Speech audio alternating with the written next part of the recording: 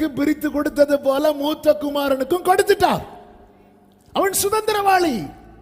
இப்ப அவன் பேர்ல வீடு இருக்கு, அவன் பேர்ல சொத்து இருக்கு, அவன் பேர்ல எல்லாம் இருக்கு.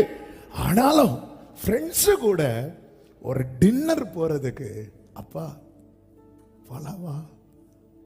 சுயாதீனம் உள்ளவன் யார் தெரியுமா? தேவனுக்கு. மற்றவங்கெல்லாம் துர்க்குணத்தை சுயாதீனத்தால மூடுவாங்களாம். அதான் கிருபை கிருபை கிருபை கிருபை கிருபை. நாங்க என்ன செஞ்சாலும் ஆண்டவர் என்ன பண்ணிட்டாரு? பைபிள் தெளிவா சொல்லுது, சுயாதீனம் உள்ளவர்களா இருந்தும். பழைய பாட்டில் அப்படி இல்லை, மீட்கப்பட்டவர்களை பிரமாணத்துகளை கொண்டு வந்து அடைக்கிறார். புதிய பாட்டில் அப்படி இல்லை, ஃப்ரீ. குமாரன் உங்களை விடுதலையாக்கினால் விடுதலையாக்கிட்டாரு. ஆனா விடுதலையானவர்களில் யார் உண்மையான சுதந்திரவாளி தெரியுமா? சுயாதீனம் உள்ளவன் தெரியுமா?